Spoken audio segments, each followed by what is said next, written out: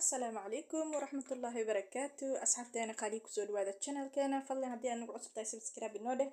بالكن فرصي عاد نقطة دعوة كوات الدعوة نقول السعودة هو ما سنت هاي اللي جوجتان كذا أدعو ما سنتين سود هذا يعيدين لها أصحابتي عصب يا أصحابتي هربا قام فرن كسود هذا ما أنتوا حكى حد الدونا إن شاء الله تعالى سليد اللي يرهدو إن كاستر أويل ما هي فائدة ولا ده هاي إن دمرك سليد كاستر أويل أنت بدل ما أكسونها أنت ما لمرصده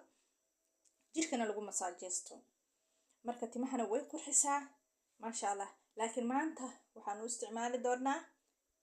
imahada uteriska ama ilma galeenka iyo wixii la xiriira ayaan u isticmaali doonaa haddaba inta badan waxaa jiro waxaasiyaasha cudur ku dhaco oo la yiraahdo PCOS ama polycystic ovarian syndrome-ka burbiyoodka ku dhaca waxaasiyaasha marka burbiyoodkaas waxaasiyaasha ku dhaca waa la daweyn karaa inta badan hadday noqoto surgery ama qaliin ama dawooyin laakiin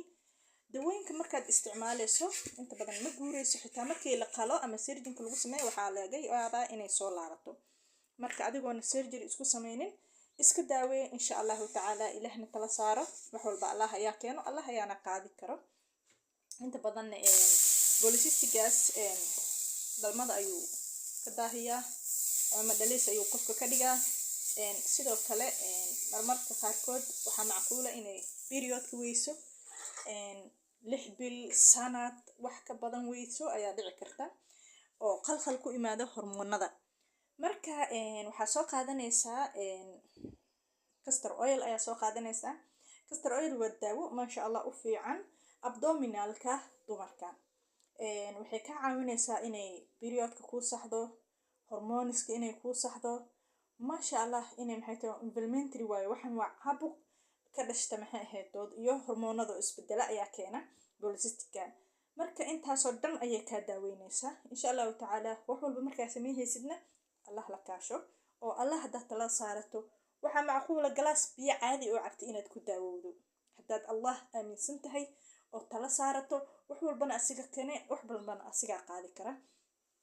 marka saliidan castor oil aad ay ugu wanaagsan tahay dhanka dumarka iyo fertility-ga aad ayayna nashaad u gelinaysaa qulqulka dhiigga ayay siyaadinaysaa maasha Allah inta badan qulqulka dhiigga hadduu siyaado jirka waxaa ka baxaya wixii sun ahaa sifays ayaa lagu sameynayaa marka dhiigga inta badan hadduu jirkaaga maanta dhan saa ugu wareegsanayo oo qulqulka dhiigga aad u wanaagsan yahay waxaa macquul in suntii laga dhuuqo infection inflammatory oo meeshaas ka baxo maasha Allah sidoo kale waxay yareysaa fibrosis-ka ama burbiyoodkaas ayay yareysaa castor oil-ka haddaba qaabka aad isticmaalaysaa castor oil waxaa u isticmaalaysaa waxaa soo qaadanaysaa xoogaa castor oil ah inta kugu filan ayaa soo qaadanaysaa castor oil-na inta badan meelaha shoobinada waa laga helaa oo saliidaha iyo waxyaabahaas lagu iibiyo marka castor oil ayaa soo qaadanaysaa waxaad ku masaajeynaysaa uurku jirtaada inta hoos oo dhan abdominalkaaga oo dhan ayaad ku masaajeynaysaa markaa ku masaajeyso haddaad haysato waxyar oo cudbi ah ama suuf ka samaysan oo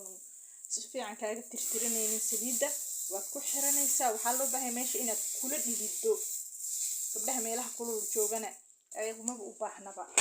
maryahooda ay iska deysanayaan haddaad meel qabow joogtana waxyaroo kuu celinaya saliidda si aysan kaaga tirtirmin kuleelna kuu siinaya ayaad ku xiranaysaa marka insha Allah ta'ala waliba waxay aad u sii wanaagsan tahay xilliga periodka kuu jooga inaad isticmaasho soo tijaabiya insha